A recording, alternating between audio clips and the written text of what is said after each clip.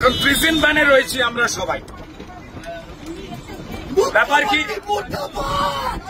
দুর্গাপুরে যে অমানবিক ঘটনা ঘটেছে ছাত্রীটির সঙ্গে, সেই বিষয়ে মুখ্যমন্ত্রী যে বলেছিলেন মেয়েদের রাত্রিবেলা বেরোনো উচিত নয় এবং দুর্গাপুরের ওই ছাত্রীটির ব্যাপারে মিথ্যে কথা বলেছিলেন স্বয়ং মুখ্যমন্ত্রী, যে 12টার পর নাকি মেয়েটি বেরিয়েছিল। আসলে কলেজ থেকে মেয়েটি বেরিয়েছিল খাবার খেতে তার বন্ধুর সঙ্গে 8টার সময়। যে প্রশাসন নিরাপত্তা দিতে পারে না, দায় ছেড়ে দেয়, যে মুখ্যমন্ত্রী মিথ্যে কথা বলেন বারবার, তার বিরুদ্ধে প্রতিবাদ চতুর্দিকে করছে ভারতীয় জনতা পার্টির কার্যকর্তারা।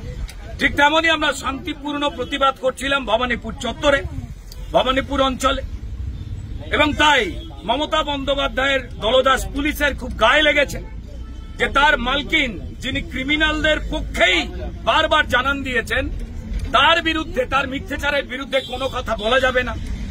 তিনি এর আগেও আর্জি করেন যে পরিকল্পিত ষড়যন্ত্রে আমাদের অভয় বা তিলোত্তমা বোন মারা গিয়েছিল, সেই সময়তেও তিনি বলেছিলেন যে মহিলাদের রাত্রিবেলা কাজে বেরোতে হবে না। নিশ্চয়ই সবার মনে আছে। অর্থাৎ এই রাজ্যে যে নারী নিরাপত্তা নেই, মানুষের গণতান্ত্রিক অধিকার নেই, তা কার্যত মুখ্যমন্ত্রী স্পষ্ট করে দিয়েছেন এবং নিজের অপদার্থতা প্রমাণ করেছেন। এই অপদার্থ মুখ্যমন্ত্রীর পদত্যাগ বারবার সবাই চাচ্ছেন।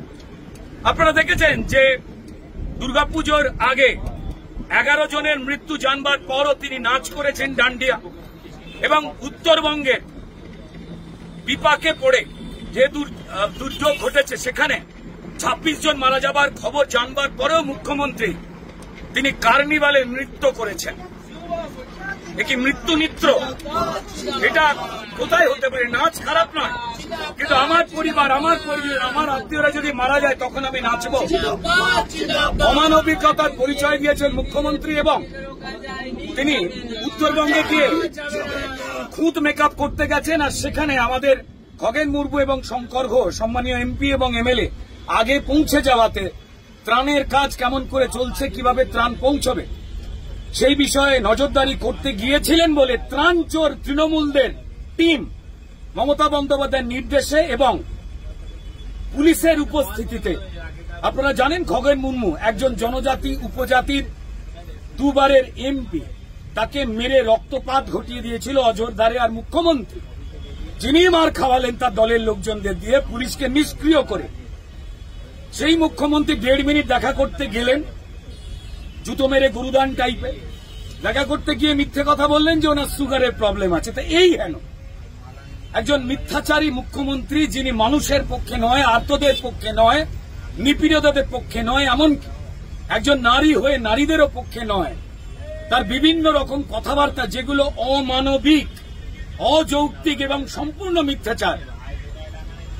মায়েদের, মেয়েদের ছোট করে যে রাত্রিবেলা বাড়ি থেকে বেরোবেন না, আমি জানি না একজন মহিলা মুখ্যমন্ত্রী হয়ে তিনি কথা কি করে বলেন। তার মানে তিনি বিফল, তিনি প্রমাণ করেছেন।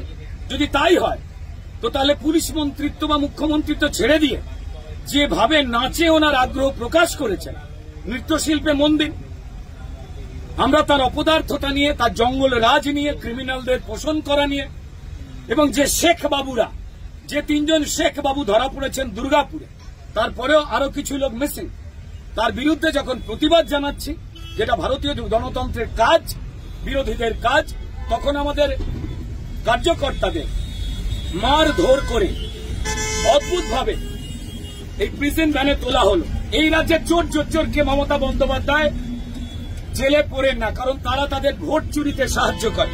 সামনে এসআইআর, মৃতদেহ ভোট, ভুয়ো ভোট কাটা যাবে, এটা জানতে পেরে তিনি পায় মস্তিষ্কের নিয়ন্ত্রণ রাখতে পারছেন না। ফলত ভারতীয় জনতা পার্টির কার্যকর্তাদের মারছেন, ধরছেন, জেলে পুরছেন, কারণ জেলেতে তিনি ক্রিমিনালদের পুড়তে ভালোবাসেন না। পশ্চিমবঙ্গে যারা মানুষ রয়েছেন, এই ভিডিও দেখছেন, তিনি যাতে ধর্মে, পেশায়, যাতেই বিশ্বাস করুন না কেন, আপনার মেয়ে, আমার বাড়ির মায়েরা, বোনেরা, তাদের প্রত্যেকেরই নিরাপত্তাই মমতা বন্দ্যোপাধ্যায়ের রাজত্বে শূন্য, মানুষের গণতান্ত্রিক অধিকার শূন্য।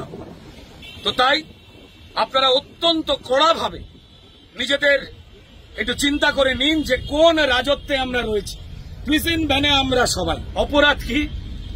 দুর্গাপুরে একজন ছাত্রীর এই অবস্থা হলো, বারবার যা হয়েছে কসবা কলেজে যখন ঘটনা ঘটেছিল, তৃণমূলের ছাত্র পরিষদের নেতারা এই ঘটনা ঘটিয়েছিল, তখন তৃণমূলের নেতা মদন মিত্র বলেছিলেন ঠিক মমতা বন্দ্যোপাধ্যায় সুরে যে মেয়েটির অত রাতে কলেজে যাওয়ার উচিত ছিল না। সব দোষ মেয়েদের, সব দোষ মানুষের। তৃণমূল যা করে চলেছে সেটাকে সমর্থন করতে হবে, না হলেই ক্রিমিনাল বাইরে, আর যে কোনো সুস্থ মানুষ তারা হয় এই প্রিজন ভ্যানে নয় জেলে।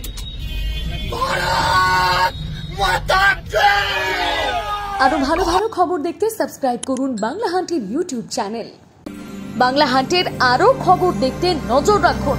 বাংলা খবর মানেই বাংলা হান্ট।